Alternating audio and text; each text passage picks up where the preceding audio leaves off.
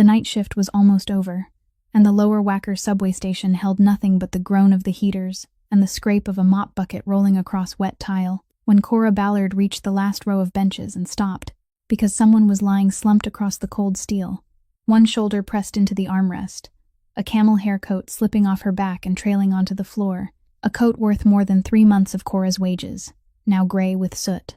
It was an old woman.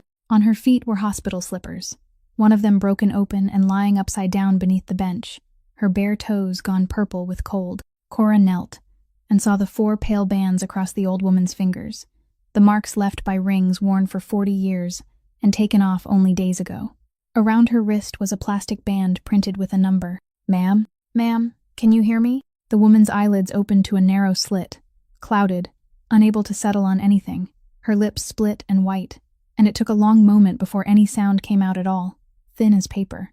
"My son, he said he was coming for me." Then her neck went soft, and her head sank against the bench. Cora slid 2 fingers along her throat to find the pulse, that fast, faint pulse of a body that has gone far too long without water, and then she looked at the gray dust that had settled into a fine film across the old woman's shoulder, the kind of dust that only gathers after a great many trains have come and gone. She had been lying on that bench for the better part of a day and a night, and in all that time, thousands of people had walked past her, and not one had stopped, until the woman with the mop, the woman whose own building had never once bothered to ask her name. What Cora could not have known in that moment was that the old woman had not been thrown away at all, that she had ridden 3 separate trains to reach this exact place, and that the son she was waiting for was one of the most powerful men in the city, a man who had spent that entire week believing his mother was resting comfortably at a facility hundreds of miles away. If this story reached you, leave a like, drop a comment, share it with someone you love, and subscribe to our channel, because every story we tell is meant for someone who needs to hear it. Cora called 911 on a phone whose screen was split by 3 long cracks, and while she waited, she took off her uniform jacket and wrapped it around the old woman's bare feet. When the ambulance arrived, 2 paramedics lifted her onto the stretcher as lightly as if they were picking up a bundle of dry firewood.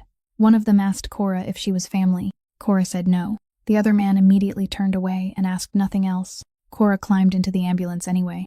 At the hospital, she sat in the corridor in a uniform still damp with floor water, the legs of her pants carrying the sharp smell of lemon bleach, and every time a door swung open, she looked up. No one called her name, because she had no standing there, no official reason for anyone to call her at all. A nurse passing by glanced at the name embroidered over Cora's chest and told her that the old woman was receiving intravenous fluids, that she was severely dehydrated and hypothermic, and that if she had been left there for one more night, the outcome might have been very different. Cora asked what her name was.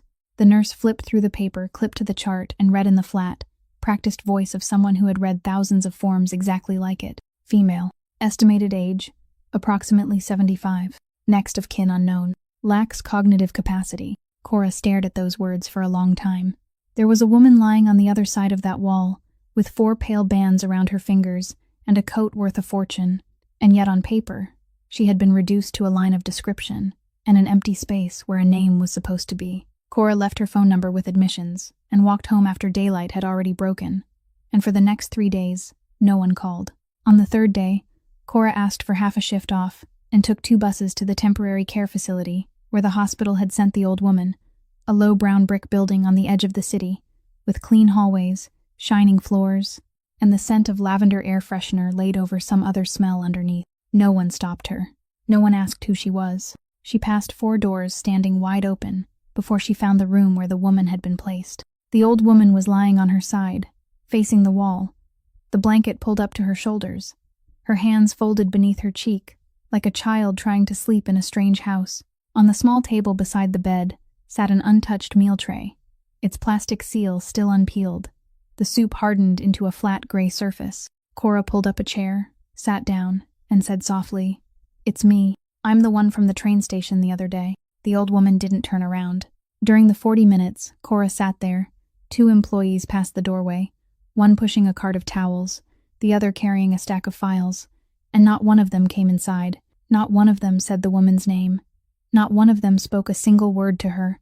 Cora suddenly understood that the old woman wasn't lying there facing the wall because she was tired. She was lying that way because there was nothing in that room worth turning around to look at. When Cora reached the reception desk, The woman sitting behind the glass asked who she was, and for the first time in 3 days, someone finally asked that question. Cora said she was the person who had found her.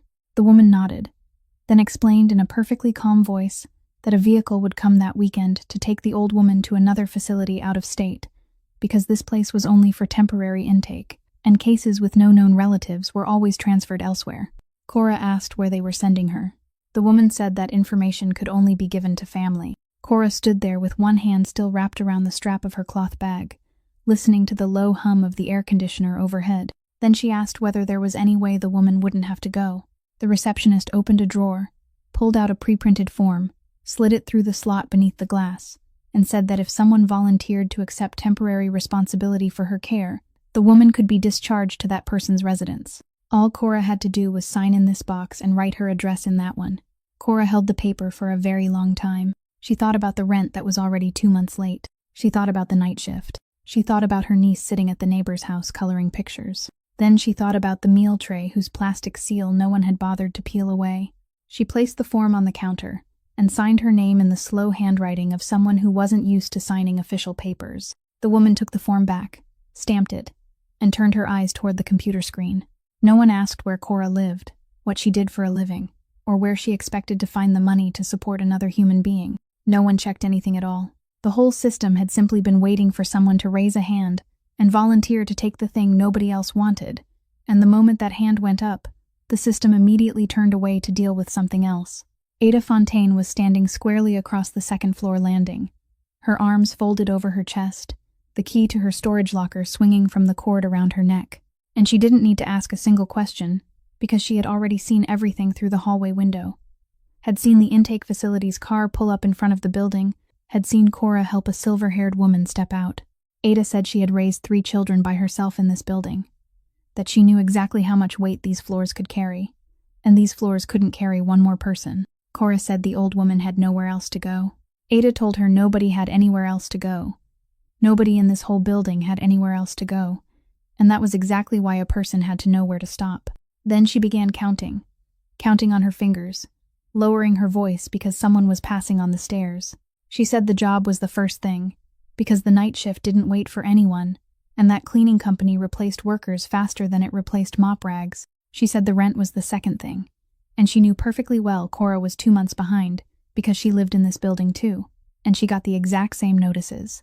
Then she raised a third finger, and held it there for a long time before she said it, that the third thing was the little girl. That if somebody came to inspect this apartment and found an unfamiliar woman with no clear documentation living in a 1-bedroom place with a child, then the name Birdie would end up in some file somewhere, and once a child's name got into a file, it was very hard to get it back out. Cora stood still. Inside her head there was a blank space, and inside that blank space was her sister's face. She said she had paperwork. She had signed it. She was the woman's lawful temporary caregiver. Ada laughed, not mockingly, but with the tired laugh of someone who had been alive longer, and then she said that where they lived, paperwork only meant something when the person holding it had enough money to hire a lawyer. The 2 women looked at each other on the second floor, landing beneath a light fixture with a dead moth trapped inside its plastic cover, and each of them was right in her own way. Cora said the last thing very quietly, that 3 days ago she had seen a meal tray whose plastic covering no one had bothered to peel back, and she couldn't go home and sleep anymore. Then she went up to the 3rd floor and opened the door. On the first night, the old woman got up before dawn, stood in the middle of the living room, with her freshly washed camel hair coat on backward, a neatly folded stack of washcloths held in her arms, and said she had to go home. The dough had been rising since last night, and if it sat too long it would spoil. Cora guided her into a chair, poured her some water, and talked to her about dough, about yeast, about temperature, until the woman finally agreed to put the folded cloths down. On the second night, she got up twice, and both times she called Cora Delia, using the familiar, slightly scolding voice of someone speaking to her own sister, asking whether Delia had locked the back door, asking whether Delia had remembered to turn off the oven. Cora didn't correct her. She said the door was locked, the oven was off, and then she sat on the edge of the bed until the old woman's breathing became even again. Once, sometime in the middle of the night, the woman woke in the darkness and didn't recognize the room, and panic began to take hold of her. She got up and searched for the door, asking, "Why are you keeping me here? I haven't done anything. Let me out." Cora switched on every light, opened the door wide to the hallway so the woman could see that it wasn't locked, then stepped back and didn't touch her until she calmed herself down. The next morning, Cora fell asleep in the plastic chair on the balcony while hanging laundry. She missed the first shift because she had to wait until the woman finished her bowl of porridge, and she missed the second because the woman's slipper slid out from under her at the bathroom door, and Cora spent 2 hours checking every joint and bone in her body before she finally dared to breathe again. When she got home that day, she found a yellow notice taped to the apartment door, the kind of pre-printed paper everyone in the building recognized on sight, and she peeled it off, folded it into quarters, and slipped it into her pocket before Bertie had a chance to see it. On the third night, close to midnight, someone knocked on the door. Ada Fontaine was standing there with her hair wrapped in a scarf, carrying a brand new air mattress still in its box in one hand and a pot of soup in the other, steam still rising through the cloth wrapped around it. She walked in, set the mattress in the corner, put the soup on the stove, glanced toward where the old woman was sleeping, then checked to make sure the window latch was fastened. She didn't say a single word. Only when she reached the door did she stop, turn her head, and say, "That pot will last 3 days. Don't leave it sitting out."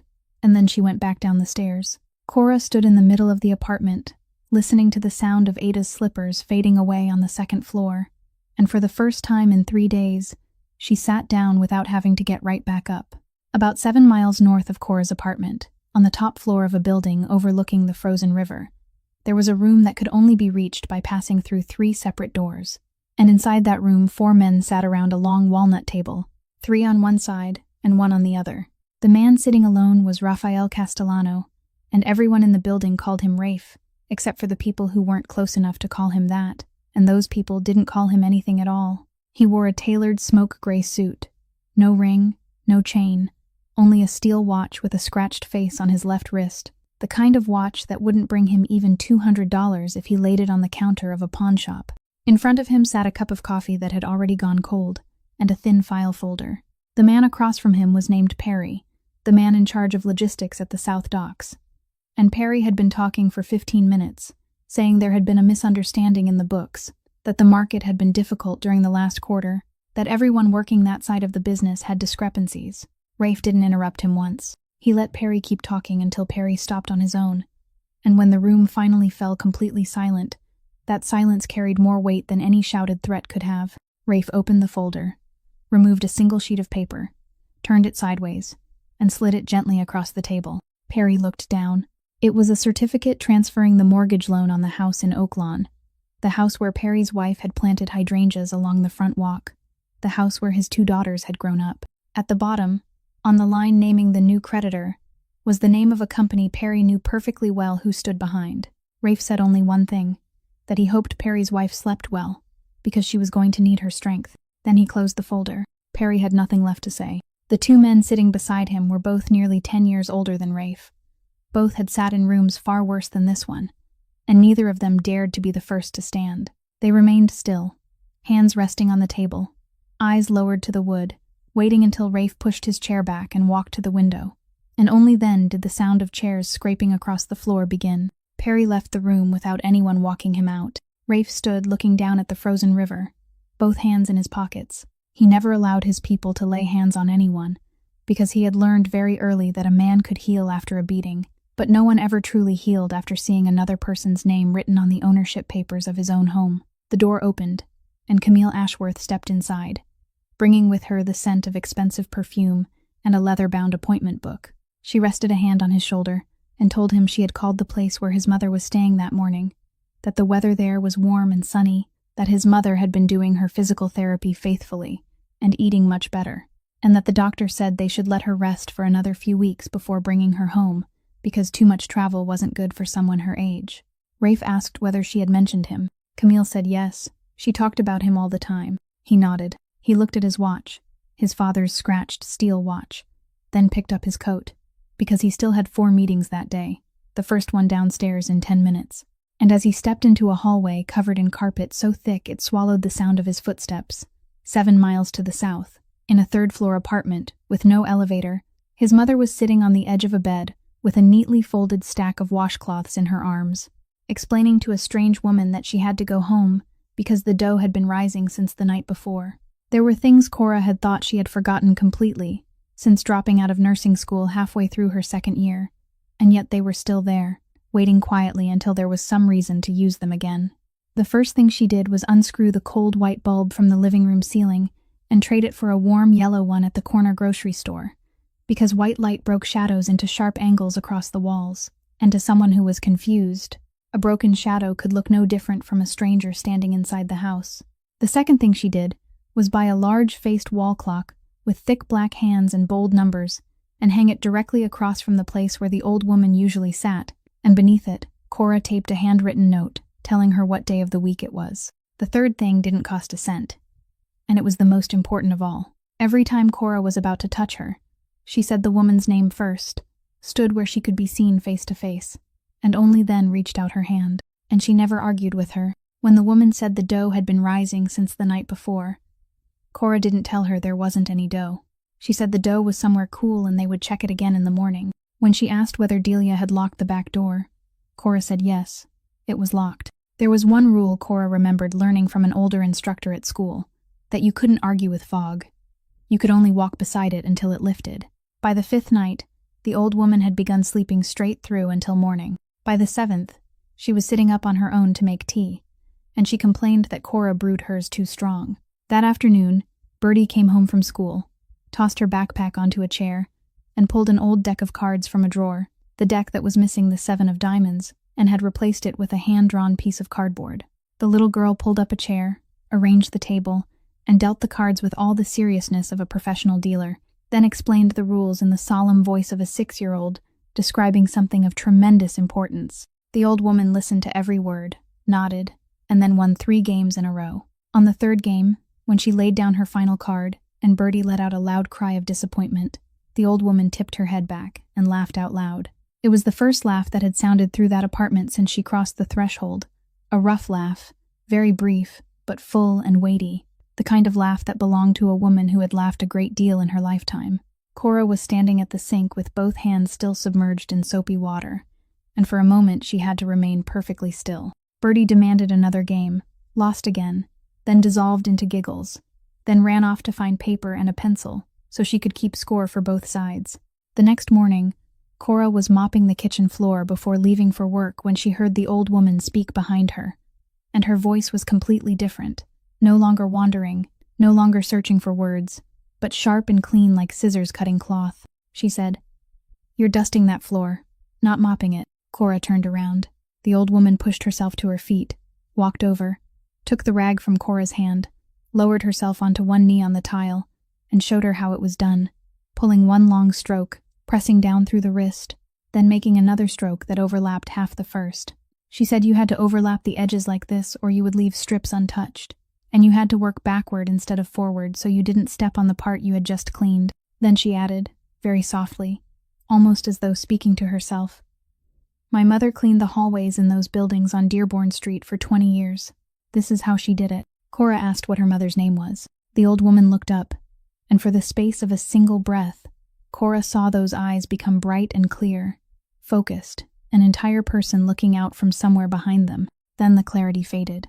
The old woman looked down at the rag in her hand as though she couldn't understand why it was there, and then she asked Cora whether it was time to go meet the car yet, without saying which car she meant. The plastic wristband was still fastened around the old woman's wrist. Cora hadn't cut it off because she thought it might still be needed. And that night, after the woman had fallen asleep and Bertie had gone to bed, Cora sat down on the edge of the chair, beneath the warm yellow light, and gently turned the band until the faintly embossed sequence faced upward. There were 13 characters, divided into 3 groups, and the first group consisted of 4 letters. She typed the sequence into her cracked screen phone and spent nearly an hour working her way through lookup pages until the first 4 letters matched the registration code of a nursing facility in Indiana, more than 100 miles southeast of the city, a place with a name that sounded gentle, with a photograph of its front entrance taken in summer, flower beds in bloom and white wicker chairs arranged outside.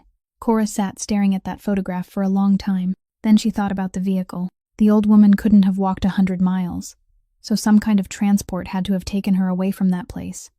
And if there had been a vehicle, there had to have been a stop.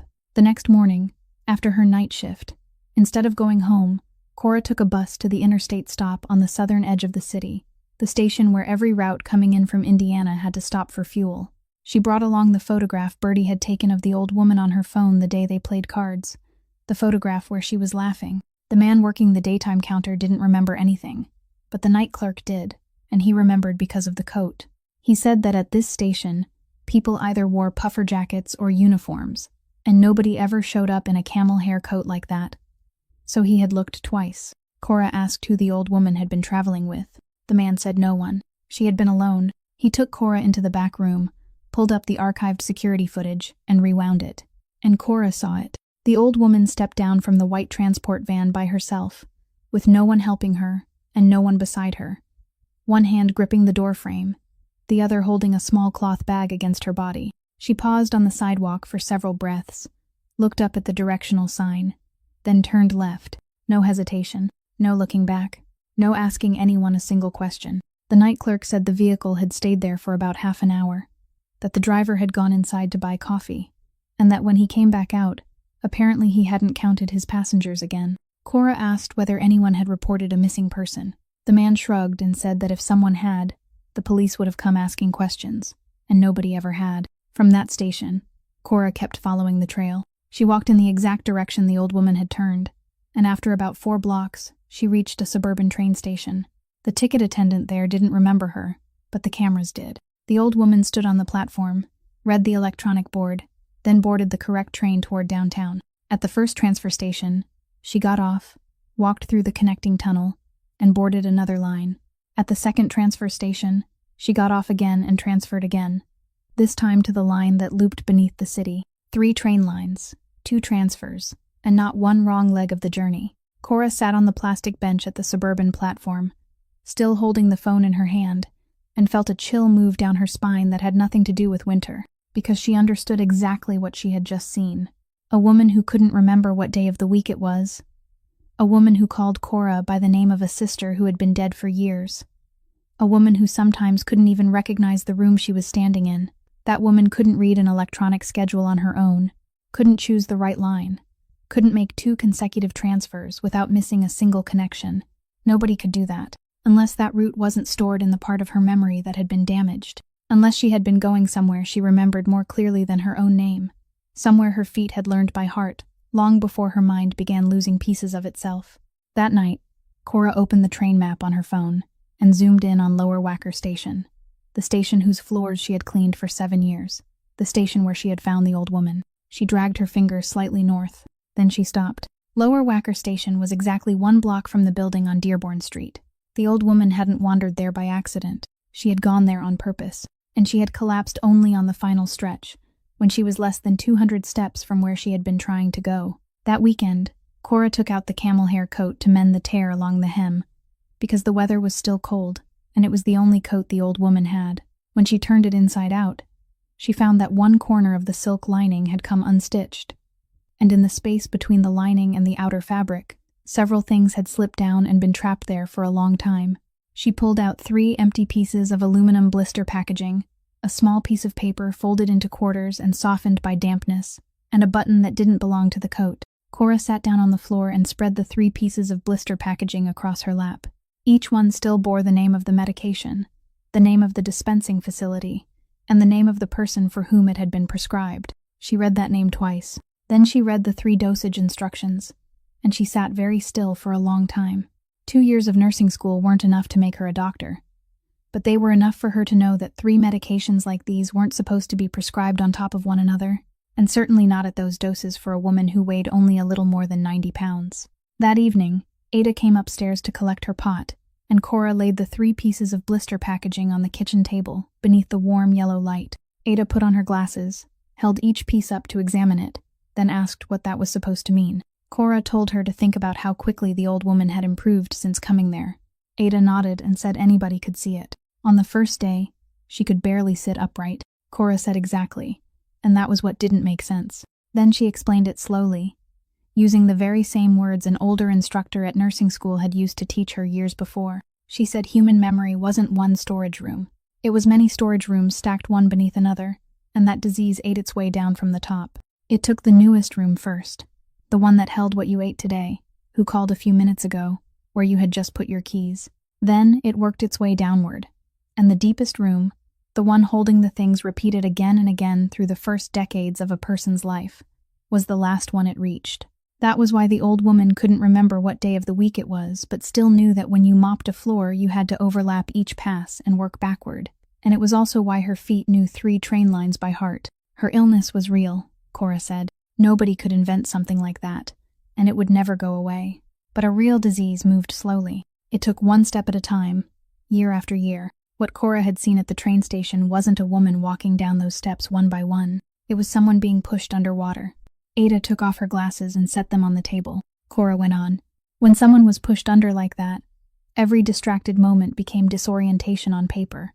Every time she used the wrong name became failure to recognize family. Every spell of drowsiness became unresponsiveness. And after only a few months, there would be a thick file proving that this woman was no longer capable of making a single decision about her own life. The disease made her forget, but someone had turned that forgetting into paperwork. Ada sat silently for a while, then asked who had done it. Cora said she didn't know yet, but she knew one thing for certain.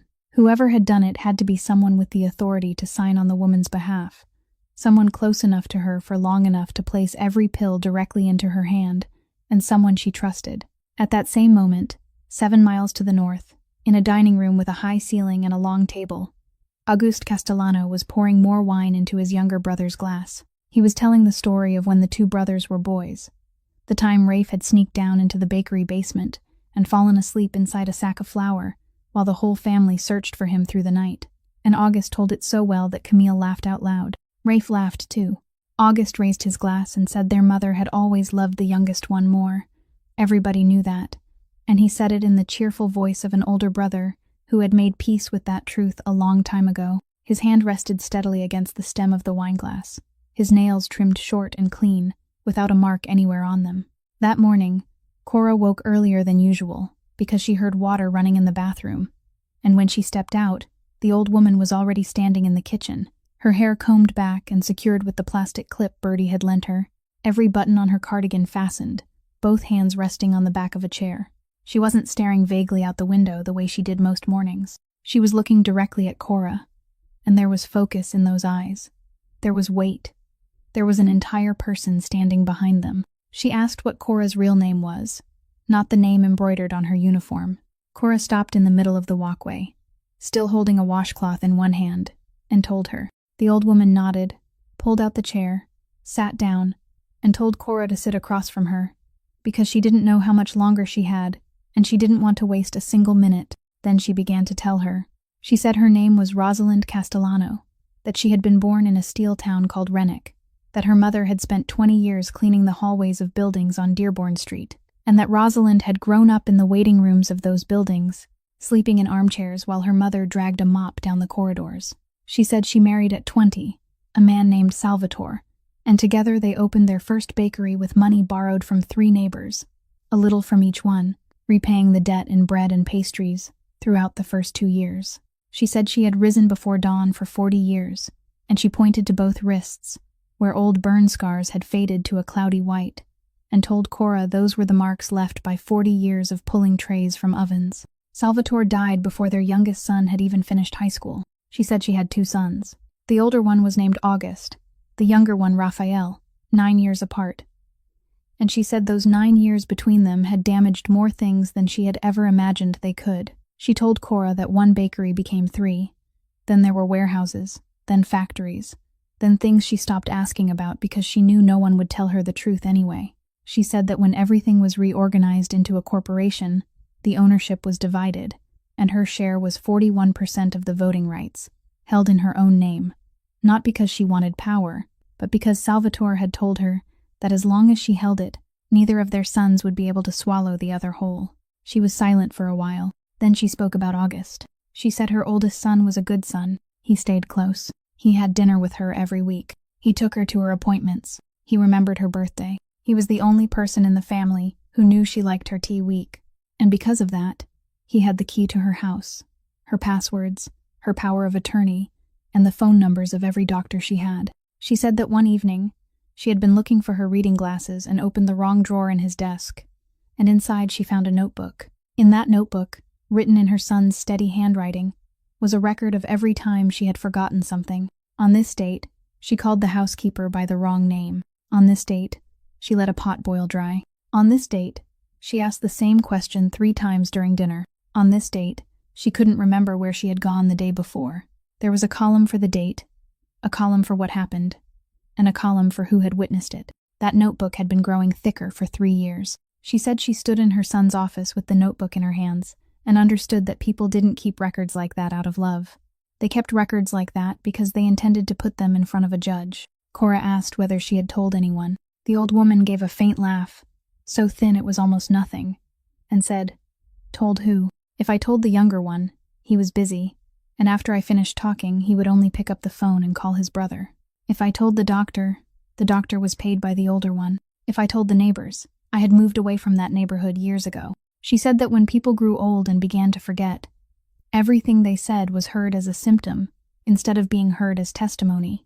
That was the worst part, she said. Not the forgetting itself, but the fact that from the moment people knew you forgot things, nobody believed your words anymore. Then she placed both hands flat on the table, all 10 fingers marked by 4 pale white bands, and said the last thing in a voice that was perfectly calm. She said, "I hid something. I hid it back when I could still remember clearly. I hid it the night I closed that notebook and put it back into the drawer. Because right then, I knew there would come a day when I wouldn't be able to protect myself anymore. And I didn't want to leave it with a lawyer. And I didn't want to leave it with either of my sons. I left it for myself. I hid it somewhere no one in that house had ever once set foot." The old woman gave her the address, and Cora set her cup down on the table harder than she meant to. It was the building on Dearborn Street. It was the building where Cora had cleaned 9 floors for 7 years, 3 nights a week. The building where she knew every place the carpet had begun to peel at the edges and every loose electrical outlet. The 2 women went there that very afternoon, while the old woman was still clear-headed, because Cora didn't dare wait until morning. They didn't enter through the main lobby, where there was a stone reception desk and 2 security guards in suits. They went around to the alley behind the building, to the gray-painted steel door used for deliveries. The door Cora pushed open every night with her left shoulder, because one of its hinges sagged. She swiped her employee card. No one looked up. People didn't look at a woman in a cleaning uniform, walking through a service entrance with an old woman beside her, any more than they looked at a mop standing in the corner. The freight elevator shuddered and descended to the basement, and when the doors opened, Rosalind Castellano stepped out first, without needing anyone to show her the way. She walked past the row of insulated pipes, turned left at the old fire hose connection, and stopped in front of a wooden door whose number had worn away until none of the lettering remained. It was the janitorial supply room. Cora had been inside that room thousands of times to fetch buckets, dump dirty water, and hang rags on the line. The old woman stood in the middle of the room and slowly turned in a circle, as though allowing her body to remember, then walked toward the wall behind the shelving where the cleaning bottles were kept, to the place where several sheets of pressed wood paneling had rotted along the bottom from years of dampness. She said the 3rd panel from the corner. Cora pulled the shelving away, slipped her fingers into the gap, and the panel came loose more easily than she expected, because its nails had been removed long ago, and it was held in place only by 2 hooks. Behind it was a hollow space in the wall, about a handspan deep. Inside that hollow sat a rectangular tin box, the kind that once held butter cookies, and was often given as a holiday gift, its lid printed with a windmill whose paint had begun to flake away. Cora lifted it out and set it on the bottom of an overturned plastic trash can. The old woman opened the lid with her own hands. Everything inside had been arranged in careful order, the way someone would arrange it while still completely lucid. On top was a bundle of embossed documents, the original certificates of share ownership in her name, with the percentage written both in words and in numerals. Beneath those was a sealed envelope containing her will, the edge of the envelope bearing her signature across the flap. Beneath that was a memory card no larger than the tip of her little finger, wrapped in a piece of aluminum foil and secured with a rubber band that had gone brittle with age. And at the very bottom, lying flat against the base of the tin, was a thick notebook bound in moss-green cloth, all 4 corners worn bare. Old, far older than anything else in the box. Cora opened it. Inside were columns drawn by hand, 1 line for each day, recording the time a shift began, the time it ended, the number of floors, and the wages earned. The handwriting leaned slightly to one side, slow and deliberate, first written in pencil and then traced over in ink. On the first page was the name of a woman Cora had never heard before. The old woman laid her hand on that page and said it was her mother's time book, kept for 20 years, kept inside this very building, less than 30 steps from where they were standing now.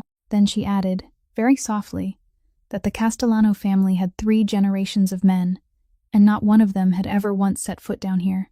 When Cora lifted the cloth-bound notebook from the bottom of the tin, there was something else underneath it, so thin that at first she thought it was just a sheet of lining paper. It was a small photograph with scalloped edges, faded to the color of weak tea.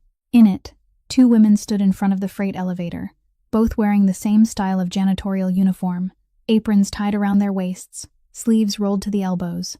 The woman on the left was shorter, her hair pinned up high, one hand resting on the handle of a broom, her face stern in the way of someone who had been told to pose for a picture and didn't like it. The woman on the right was taller, smiling broadly, one arm wrapped around the other woman's shoulders.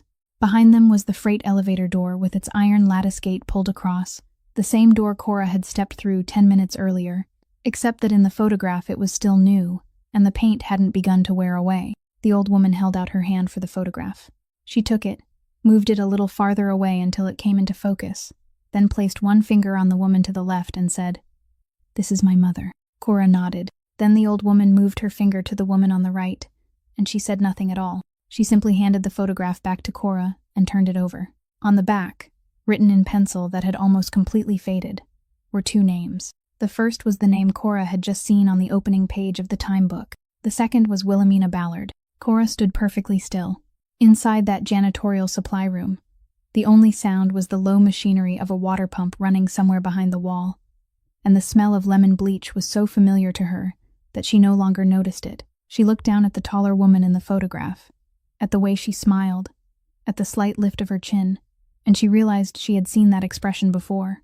She had seen it in her mother's wedding photograph, the one that had hung on the bedroom wall throughout Cora's childhood, the picture with an old woman seated in the front row, wearing a flowered dress, and smiling in exactly that way. Cora's grandmother had died when Cora was too young to remember the sound of her voice, and no one in the family had ever said much about her. They only said she worked nights, that she took the streetcar to work, that she died from her lungs. No one had ever said where she worked. Cora didn't ask another question. She sat down on the overturned plastic bin with the photograph resting between both hands, and she stayed that way for a very long time. The old woman let her sit. Then, she pulled the room's only plastic chair closer and sat down across from her, their knees nearly touching, and she began to speak in the voice of someone who knew she was spending the last few coins left in her pocket. She said that on the night she had been lying on the bench and someone knelt beside her, she hadn't been able to see that person's face, because by then her eyes could make out little more than light and darkness.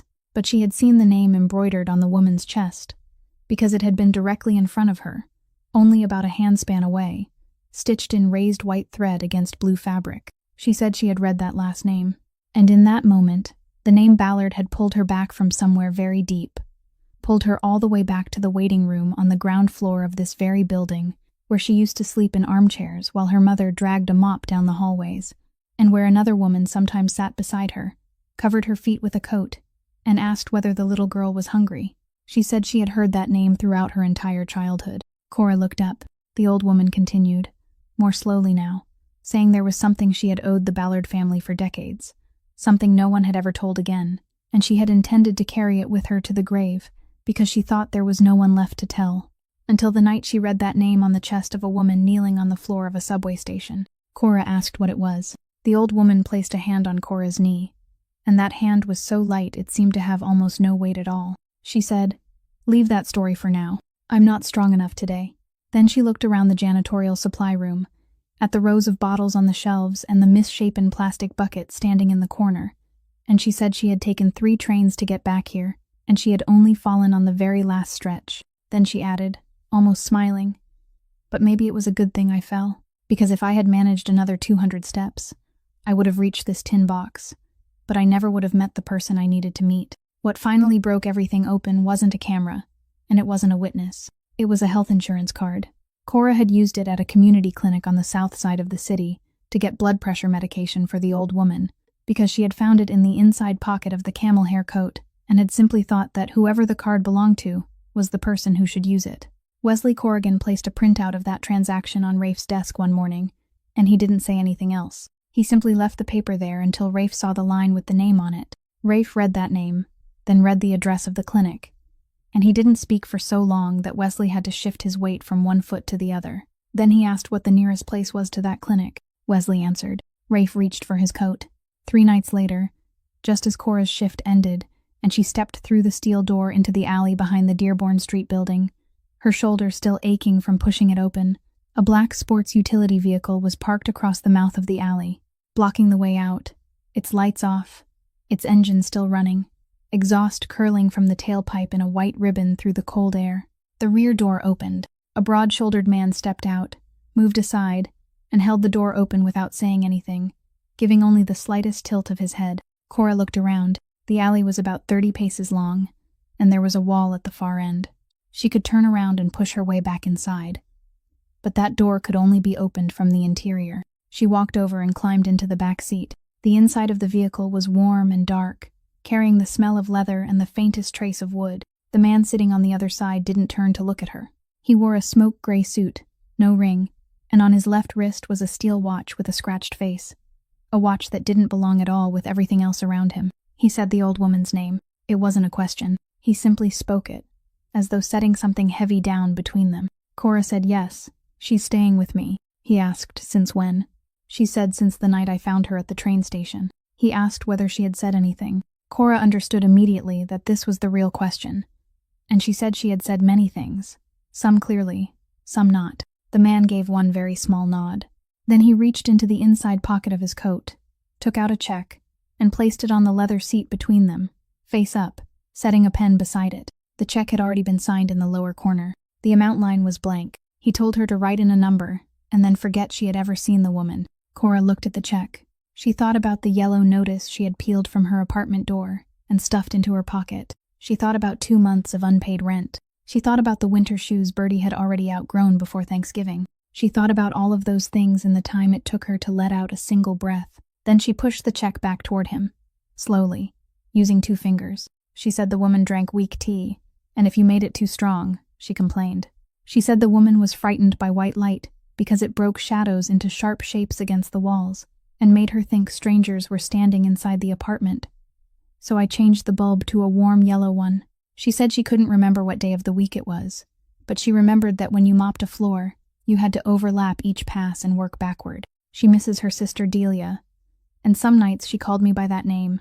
Then Cora lifted her eyes and looked directly at the man sitting beside her. A man almost no one in the entire city dared to look at for more than 3 seconds. And she said, "If you knew any of those things, I wouldn't have had to be sitting here." The vehicle went silent. Outside, a garbage truck passed the mouth of the alley, its hydraulic system whining sharply before falling quiet again. Rafael Castellano looked down at the check lying on the seat, the check no one in his entire life had ever pushed back toward him, and he didn't pick it up.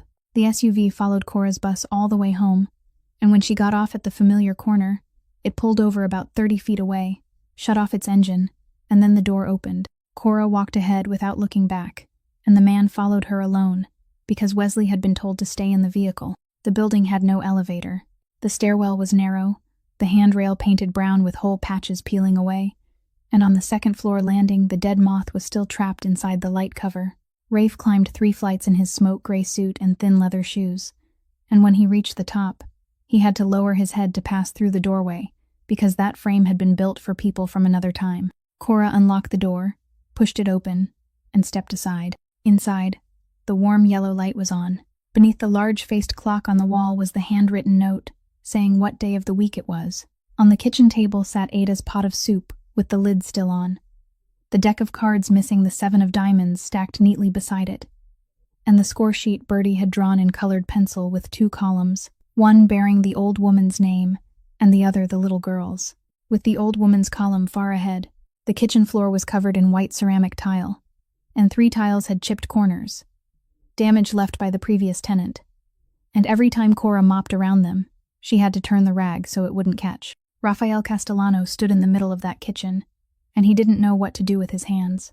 The old woman was sitting in the chair beside the window, a thin blanket spread across her knees, the moss-green cloth-bound notebook in her hands, though she wasn't reading it. It simply lay open in her lap, and every so often she smoothed the page with the back of her hand. It was a foggy day for her. Since morning, she had asked Cora 3 times whether it was time for the car to come. She looked up when someone's shadow blocked the light from the doorway. She looked at the tall man standing in the kitchen, at his suit, at his shoes, and there was nothing in her face. No fear, no joy, no recognition. She looked at him exactly the way someone might look at a plumber who had come to fix a pipe.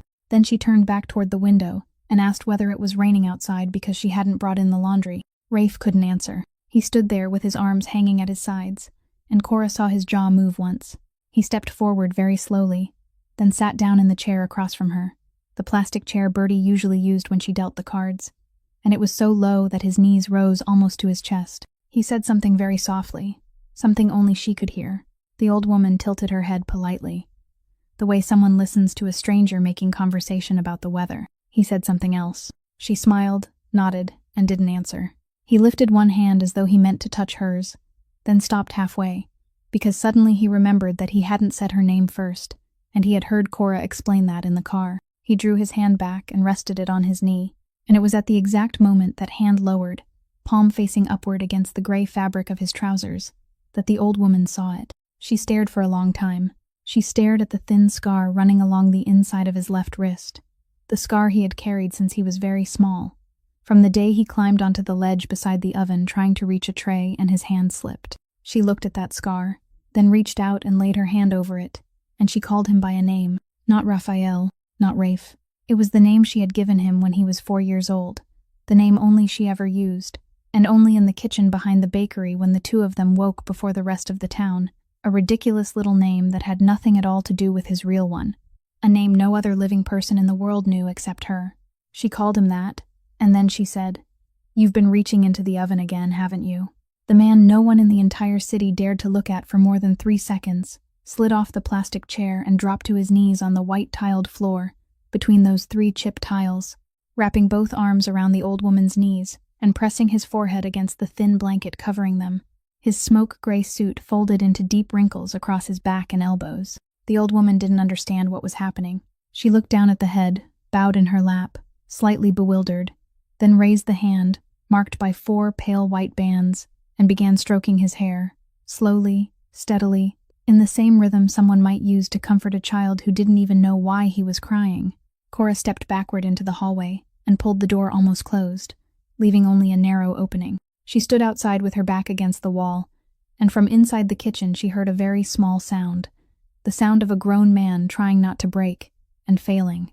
It took Wesley Corrigan 4 days to trace the white medical transport van, and when he walked into the office on the upper floor with a file tucked beneath one arm, there was something in his face that Rafe had never seen in all the years they had worked together. Wesley set the file on the desk and said he should read it himself, because if Wesley tried to say it out loud, no one would believe him. Rafe opened it. The first page was the operating license of a small medical transportation company registered in Indiana, with a fleet of 4 vehicles.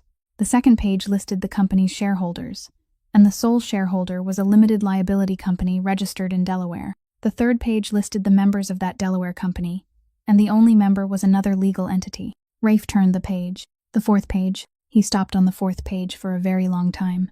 At the bottom of those 3 layers of corporate shells, the thing that ultimately owned everything, was a trust bearing his family's name, the same trust Rafe himself had established years earlier to hold the parts of his operations no one needed to see.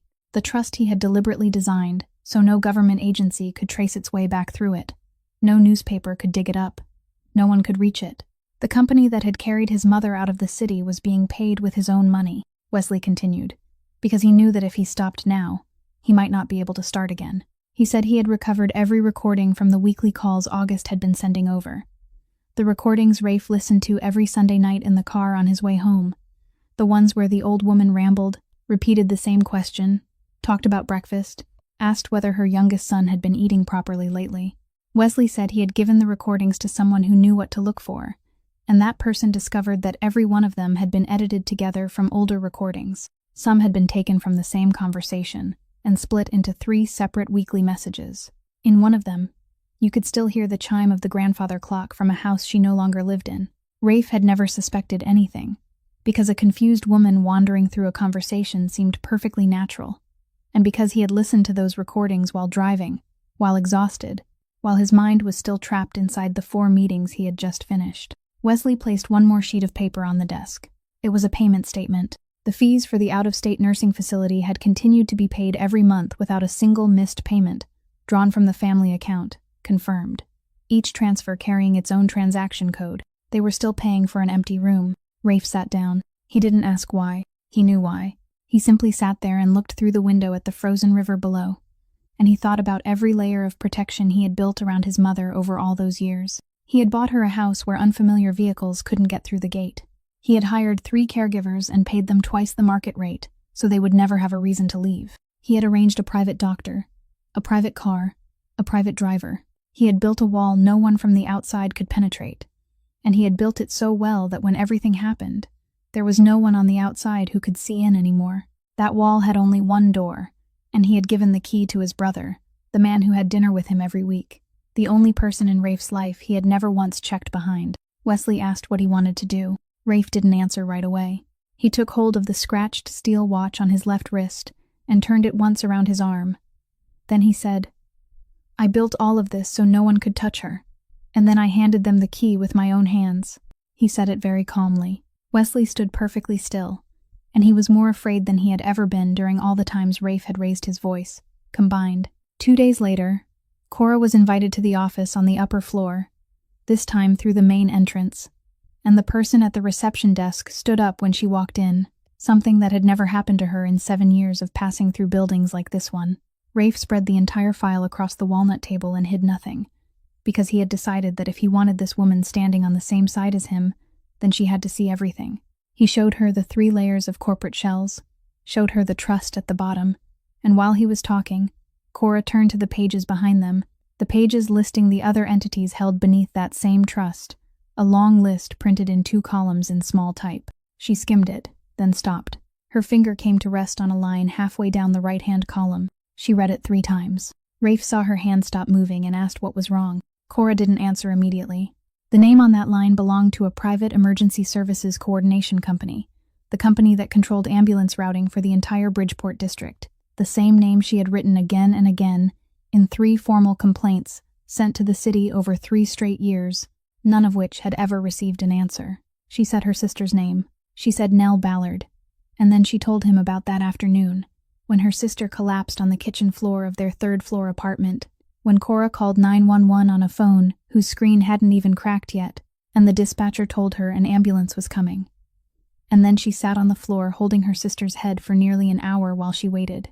She said that afterward she had gone asking questions, and people had explained to her in very polite words that the neighborhood was classified as low priority, that resources were limited, that the system allocated service according to data. She said she hadn't understood what that sentence truly meant for 3 years, not until today. The room fell silent. Wesley stood in the corner, and he didn't look at anyone. Rafe said he didn't know that company's name. Cora said, "I believe you." Then she asked Wesley, not Rafe, whether nearly all emergency services on the south side of the city passed through their network. Wesley was quiet for a moment, then said that on the south side, almost all of them did. Cora nodded slowly. She said aloud what she had just understood, that this wasn't bad luck, and it wasn't some strange coincidence. If someone controlled a network stretching across half the city, then everything that happened inside that half of the city became their responsibility, even the things whose names they had never heard. Rafe stood up. He said he would have that entire division reviewed that very day. He said that if there had been wrongdoing, he would deal with it. He said he would find Nell Ballard's records, and he would follow the matter all the way to the end. He said every one of those things in the voice of a man accustomed to solving problems by giving orders, and he meant every word. Cora listened to all of it. Then she closed the file and pushed it back toward him. She said, "You didn't target my sister. You had never even heard her name. I know that. You only built the net, and then you never looked down to see what got caught inside it." She said that where she lived, people couldn't tell the difference between those 2 things, because the result was exactly the same. She said that all week she had been sitting in her own kitchen listening to him talk about his mother, and she had genuinely felt sorry for him. And now she realized that the way he had treated his mother was exactly the way he had treated this entire city. He paid for a system, then turned his back and trusted that meant the job was done. Rafe had nothing to say. Cora lifted her bag onto her shoulder. She said the old woman was still staying with her, and she would stay there for as long as she wanted, and he was welcome to come visit her any time. Then Cora said one final thing. "But don't call me again." She walked out of the room, passed through all 3 doors, took the passenger elevator down instead of the freight elevator, and never looked back once. August Castellano didn't wait long, because he understood perfectly well that from the moment his younger brother learned the truth, everything became a race to see who could file first. He submitted an emergency guardianship petition on Tuesday morning, along with a 3-year notebook rewritten into a thick, typed dossier, every page numbered, complete with appendices, 3 sworn statements from people who had once worked in the house, and a medical report from the doctor whose salary he paid. In that same filing, he included a formal accusation, and in that accusation was the name Cora Ballard, along with the phrase unlawful detention and the phrase financial exploitation of a cognitively impaired elderly person. By afternoon, the first article appeared on a city news site, under a headline about a night shift janitor and a missing elderly heiress, accompanied by a stolen photograph of Cora stepping out through the steel door in the alley behind the Dearborn Street building, her shoulders hunched against the cold, the cloth bag still in her hand. Beneath the article, in the comments, people had already begun writing their own version of the story, and not one of them had ever met her. By the second day, the envelope arrived. It was sitting in the mailbox on the ground floor, thicker than the electric bill, with the name of an agency printed in the upper left corner that anyone who had ever raised a child alone in that building would recognize immediately. Cora carried it upstairs to the 3rd floor, sat on the edge of the chair, and opened it beneath the warm yellow light. She read every word from beginning to end, twice. Then she looked at the large-faced clock on the wall and counted backward to figure out how long she had before the little girl came home. She folded the paper into quarters, pressed every fold flat, put it back inside the envelope, and tucked the envelope beneath everything else in the bottom of the kitchen towel drawer. Then she put a pot on the stove and made dinner the way she did every other night. The old woman sat in the chair beside the window, and it was a foggy day for her, and she asked what they were having for dinner. Cora said soup and bread.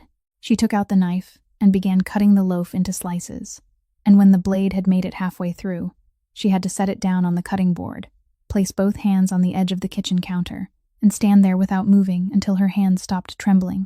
The old woman didn't see. Out in the hallway came the sound of footsteps running up the stairs, the thump of a backpack hitting the floor, and Bertie pushed through the door, announcing before she was even fully inside that her teacher had put a star on her notebook that day. Cora turned around, smiled, asked what color the star was, and told her to wash her hands and set the table. That same afternoon, downtown, in the lobby of an office building with high ceilings and terrazzo floors, Rafael Castellano stood leaning against a column with both hands in the pockets of his coat, and he remained there for about half an hour. He didn't speak to anyone. That morning, an entity under his control had completed the purchase of the entire ownership interest in a small law firm specializing in legal communications. The firm where a young attorney had sold the family file to that newsroom for an amount of money that wasn't very large. By afternoon, the firm had a new board of directors, and the new board had begun reviewing personnel. The elevator doors opened, and the young attorney stepped out carrying a cardboard box filled with his personal belongings, a small potted plant on top, and a framed photograph lying face down beside it. He walked past where Rafe was standing. No one stopped him. No one said a single word to him. Rafe simply watched until the revolving door pushed the man out onto the street. Then he left the lobby through the side entrance. The power went out on a Friday night, not just in the building but across the whole neighborhood. And Cora knew that because when she stepped onto the balcony, the row of buildings across the street was dark too, with only the headlights of passing cars sweeping across the walls. In the darkness, she heard doors clicking open on different floors, people calling to one another. Someone downstairs saying the breaker box outside had burned out again. Then she heard something else. In this building, when the power went out, people went down, but there were footsteps coming up, and they didn't stop at any floor, and there were no voices with them. Cora stood perfectly still in the middle of the kitchen, one hand resting on the edge of the table. She could hear the footsteps through the crack around the door, steady and slow, and she counted at least 2 people. Then a flashlight beam swept across the gap beneath the apartment door, moving from right to left, and stopped. Her heart was pounding so hard she could hear it in her ears. She reached for her phone and typed a message to Ada on the 2nd floor, just 2 words, and almost immediately there came a soft knock at the door, in the exact rhythm the 2 women had used to call for each other for years. Ada came in carrying a large flashlight, and one look at Cora told her everything. Then she turned toward the back of the apartment, and her voice changed completely, lifting into something bright and cheerful. the voice of a woman who had raised 3 children and knew exactly what to say. She called out that she needed to know if anyone wanted to go on an adventure, because the whole building was pitch dark, and she needed an excellent guide. Bertie came running out from the other room. Ada wrapped a blanket around the little girl's shoulders like a cape, pulled a red knit cap onto her head, and placed the big flashlight in both her hands. Then she told Bertie that the most important job was counting the floors, counting them out loud, and not getting a single one wrong, because if she miscounted, the whole expedition would get lost. Bertie held the flashlight with both hands and went first, aiming the beam straight down at the stairs, and she began counting from the very first landing, counting loudly, her voice echoing through the concrete stairwell. Ada walked right behind her, one hand resting on the little girl's shoulder, praising her as they went, and saying their guide was doing a fine job keeping the light on the steps. Cora came last with the old woman, one hand supporting her elbow, and the other gripping the railing. The whole group moved down slowly. Between the second and first floor landing, Bertie lost count of the steps and burst out laughing, then insisted they start over from the beginning. And Ada said, "Of course, whatever the guide says, that's what we do." Near the second floor landing, Cora heard something above them in the upper stairwell. A brief sound. Then nothing. The little girl didn't hear it because she was counting loudly and laughing at the echo of her own voice bouncing back from all 4 walls. Ada didn't turn around. She only slowed by half a step so Cora could catch up, and in an ordinary voice, she said to remember to tell the guide to keep the flashlight pointed at the stairs instead of the ceiling. By the time they reached the ground floor, the lobby was full of people. There were candles, several flashlights, and someone from one of the apartments had even brought down a whole pot of tea. Bertie ran over to tell the other children that she had just guided an entire expedition down all the dark stairs and had only counted wrong once. The old woman was settled into a plastic chair near the entrance with a blanket wrapped around her, and one of the neighbors sat down beside her and asked whether she wanted some tea. The power came back after about 2 hours. The next morning, when Cora opened the door to take out the trash, there was a folded piece of paper tucked into the doorframe, handwritten, unsigned, with only one line on it. It said that 2 men had made it up to the second floor landing the night before and changed their minds there, and that from now on, someone would be sitting in the car parked at the end of the street every night. Cora finished reading it, folded the note again, and slipped it into her pocket beside the yellow notice. The hearing was scheduled for the end of the month, and Arthur Penhall, the lawyer who had worked for the Castellano family since Salvatore's time, called Cora into his office to prepare her testimony. He handed her a set of copies from the transfer records the court had ordered, produced, and told her to read them carefully, because she was the only person who had actually seen the old woman in that condition. Cora turned the pages one by one. When she reached page 6, she stopped.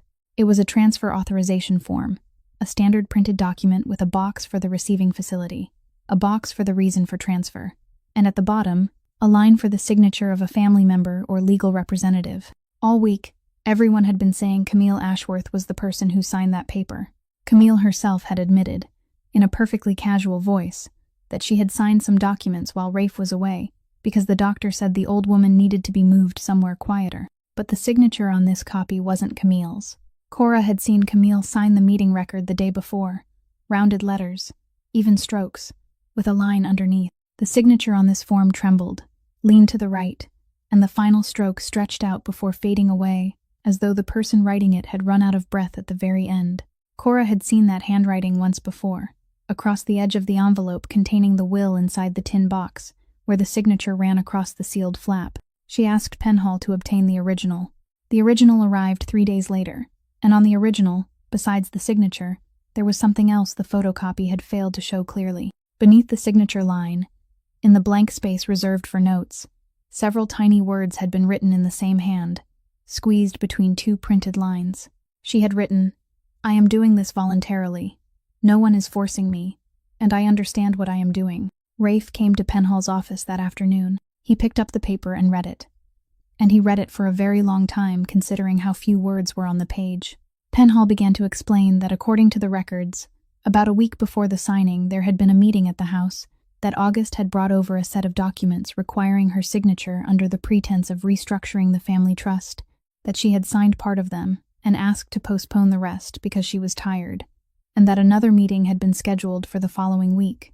That next meeting never happened, because before it could, she was no longer in that house. Rafe set the paper down. He didn't ask Penhall another question. He simply sat in the leather chair across from the desk and stared into the empty space between his hands. And inside his mind, everything rearranged itself into a completely different order. His mother had stood in her oldest son's office with 3 years of notes in her hands. She had understood that as long as she remained in that house, another set of documents would be placed in front of her every week. And there would be weeks when she was clear, and weeks when she wasn't, and all anyone had to do was wait for one of the weeks when she wasn't. She knew she couldn't fight by speaking, because from the moment people knew she forgot things, they stopped hearing her words as testimony. She couldn't call the younger son, because the younger son was busy, and because the younger son would pick up the phone and call his brother. She couldn't run to someone else's house, because she no longer knew anyone in that neighborhood. The only thing she still controlled was her own hand. So when they placed that transfer form in front of her, the paper that would take her out of the city and beyond the reach of those documents, she had picked up the pen, she had signed it herself, she had added those few words in the empty space, so that if someone read it later, they would know she had been lucid, that she had understood, that no one had forced her. Then she climbed into that white vehicle carrying a small cloth bag, and at the first stop she stepped out on her own, because she had never intended to reach that facility at all. She only needed to get out of that house, and she had exactly one chance. She took 3 trains to return to the building where her mother had once cleaned the hallways, the building where she had hidden the tin box on the night she closed that notebook and put it back into the drawer. She had calculated almost everything correctly. She had miscalculated only one thing, her own strength, and she had fallen on the final stretch, less than 200 steps from where she was trying to go, onto a steel bench in the cold, to wait. Rafe stood up from the chair and took 2 steps before stopping in the middle of the room. He reached out with one hand and gripped the edge of the conference table, then lowered himself right there onto the carpet in the middle of the office, his back against the table leg, his head bowed. Penhall closed the door and stepped outside, because his mother hadn't been abandoned by anyone. She had surrendered herself to the cold. She had paid with the last lucid weeks of her life to buy him time he hadn't even known she was giving him. On the morning of the hearing, the old woman was taken to the courthouse in Penhall's car, and because the proceedings ran longer than expected, the judge called a recess midway through the morning and instructed everyone to return in 40 minutes. The old woman was taken downstairs to the waiting room reserved for elderly visitors on the ground floor, a room with padded chairs, water, and a court employee stationed there. Cora went across the street to buy her a cup of weak tea, and when she came back, the waiting room was empty. The attendant said 2 medical workers in white coats had arrived carrying stamped paperwork, said the patient needed to be taken for a medical examination at the request of the petitioner, and promised they would have her back in time. Cora ran into the hallway, ran down toward the rear exit, and she was just in time to see the back of a white vehicle turning out through the side gate, the same kind of vehicle she had seen on the security footage at the interstate stop weeks earlier. She called Wesley while she was still running. The black SUV picked her up at the corner less than 2 minutes later, and Rafe was already inside, phone pressed to his ear, reading a license plate number to someone on the other end.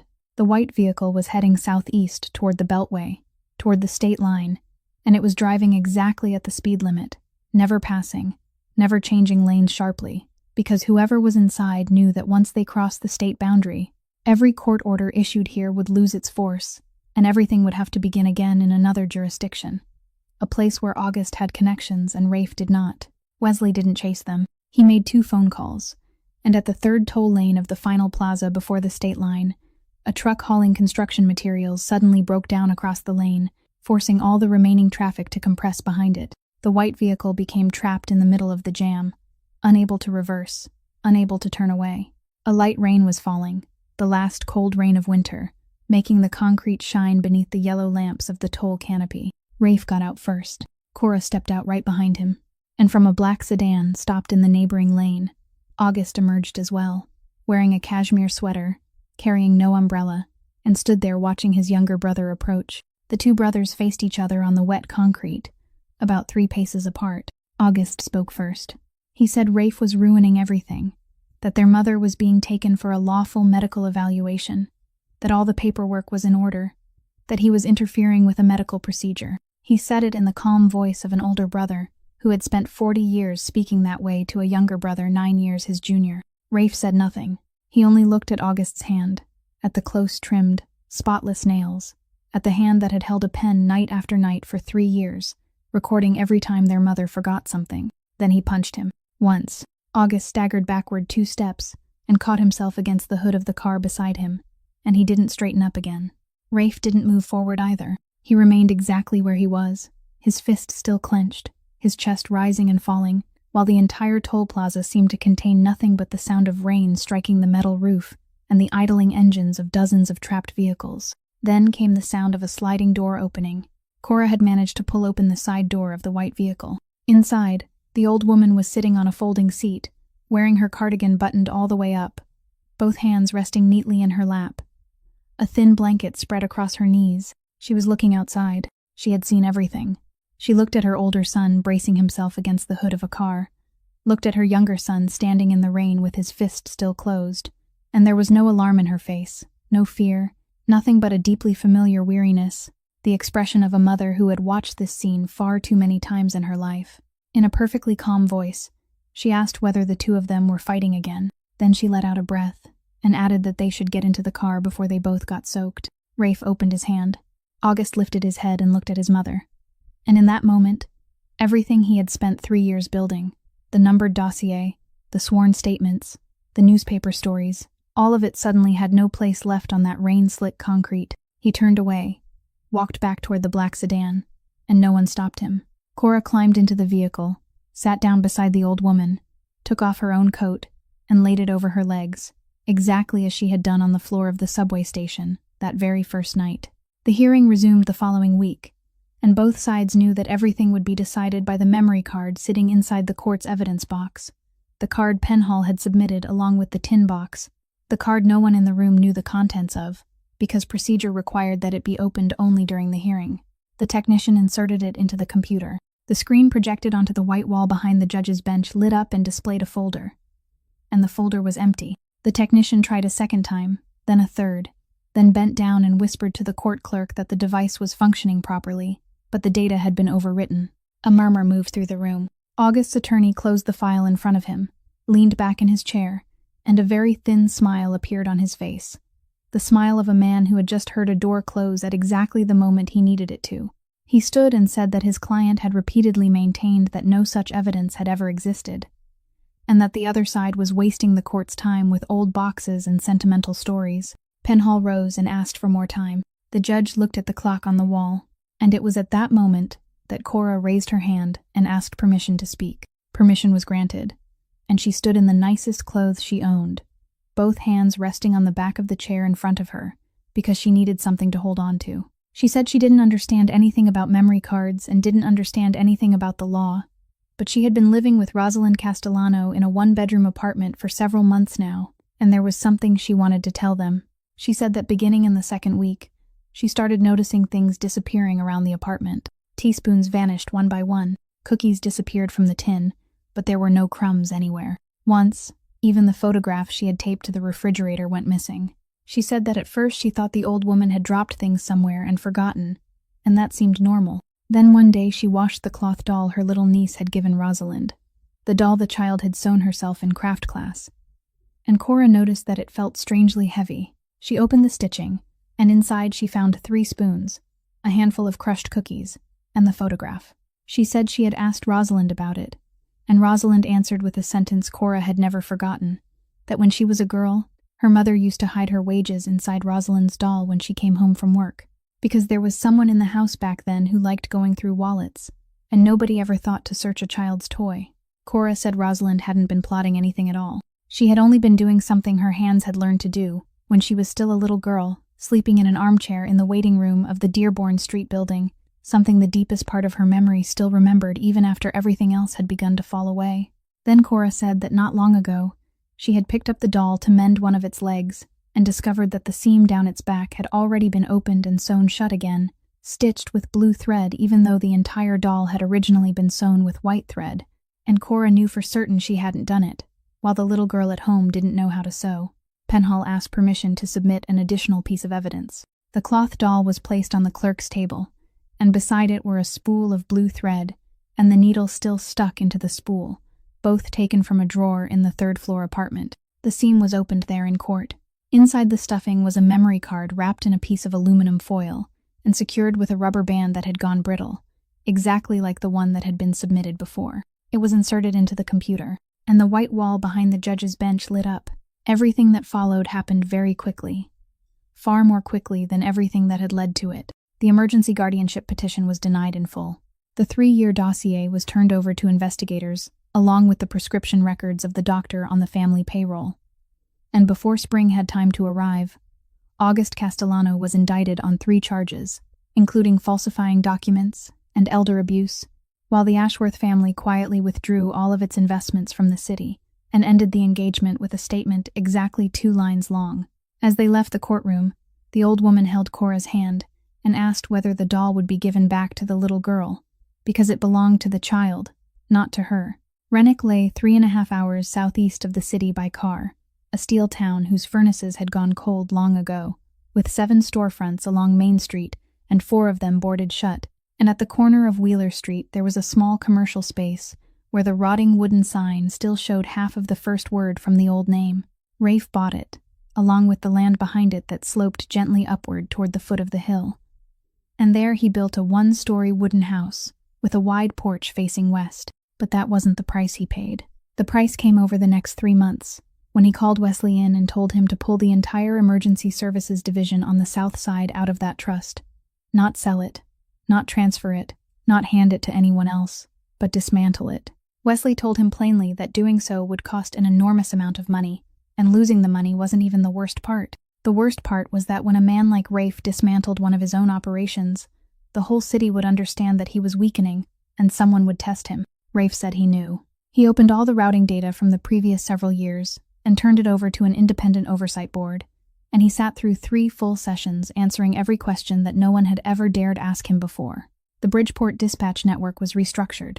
The allocation criteria based on what they called data were eliminated, and the board began reviewing old complaints that had never received an answer. The first case reopened bore the name Nell Ballard. Rafe didn't call Cora to tell her. He didn't offer a word of apology, before or after. She learned about it through a letter from the board mailed to the 3rd-floor apartment, stamped and official, inviting her to appear as next of kin, and she sat for a very long time on the edge of the chair, with that letter in her hands, before finally getting up to put a pot on the stove. That summer, the whole household moved to Renwick. The old woman had a room of her own overlooking the hill, with a wicker chair on the porch, and every morning before dawn she was already awake, because the clock inside her body had been running that way for 40 years and refused to change. Rafe began waking with her. He went down to the kitchen first, turned on the light, put water on to boil, and began relearning from the beginning everything a little boy had once known and then forgotten. She taught him how to sift flour. She complained that his hands were too heavy. She told him he kneaded as though he were fighting with the dough, and dough had never fought with anyone in its life. One morning, after he had finished kneading and stood staring impatiently at the lump of dough in the bowl because it wasn't moving, she put a hand on his shoulder and told him, "You can't force it. You can only stay here with it." Then she pulled up a chair beside the bowl and sat there with him until the dough rose. Bertie was given the best job of all. She stood on a stool pulled close to the table, both arms covered in flour up to the elbows, kneading with tremendous enthusiasm and singing as she worked. And every time the old woman praised her, she kneaded a little harder. Rosalind taught her how to press down with the heel of her hand and fold the dough back over itself, how to dust the table with flour so it wouldn't stick, and how whoever made a loaf had to mark the top themselves so they would know which one was theirs after baking. Bertie drew a star. Every day, she drew a star. Cora often stood in the kitchen doorway watching the 2 of them, a towel still in her hand, and some mornings she remained there longer than she needed to. The old woman weakened very slowly, so slowly that no one in the house noticed, until everything gathered itself into a single morning near the end of summer. The air had begun to turn cool by then. Dew still clung to the grass on the hill, and she woke early as always, came downstairs, and tied on her apron. Rafe was sifting flour. Bertie was climbing onto the stool. Cora was pouring weak tea into a cup.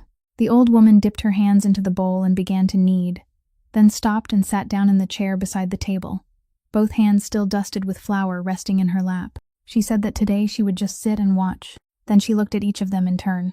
She looked at her youngest son, and called him by the little name she had given him when he was 4 years old. She looked at the child standing on the stool and said, "Bertie," clearly and perfectly, without confusing the name, without searching for the word. Then she looked at the woman holding the teapot, and she didn't call her Delia. She called her Cora. She said, "Make sure you let the dough rest long enough." Then she leaned her head back against the chair and closed her eyes like someone who had just finished a very long shift. Outside, the sun had just risen beyond the ridge, and the light spilled through the kitchen window in a long stripe across the tile floor. And inside that kitchen, no one said anything for a very long time. Rafe was the first to move. He knelt beside the chair, took his mother's flour-covered hands in his own, and held them there.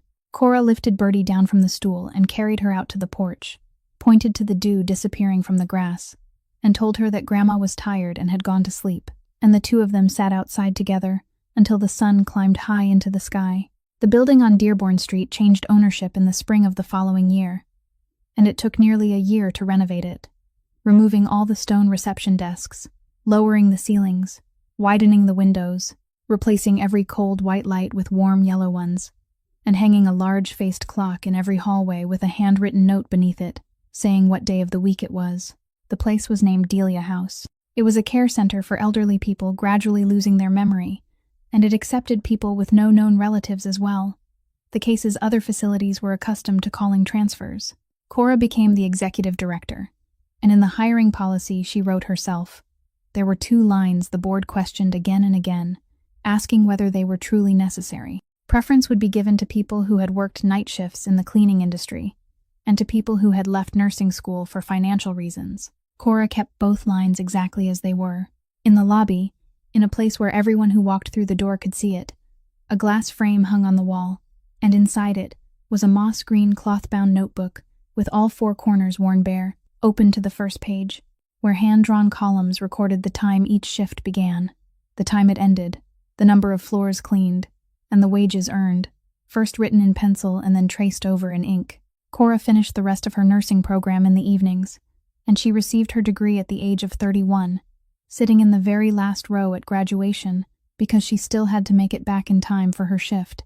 One afternoon, while reviewing the employee list from a cleaning company bidding for the building contract, she scanned the column of names assigned to the night shift and stopped at one she recognized. She looked at that name for a while.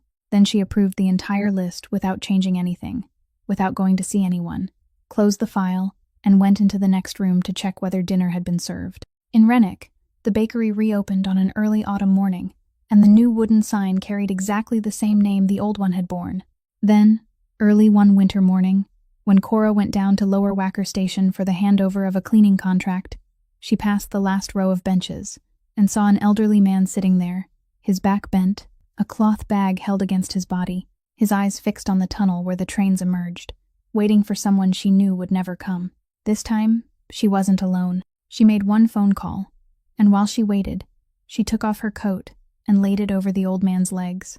Rafe and Cora were married the following summer in the backyard of the bakery, with only about 20 people there, including Ada Fontaine in a new dress, crying from beginning to end. Wesley Corrigan standing at the far end of the yard watching the cars, and several of the old neighbors from Renwick.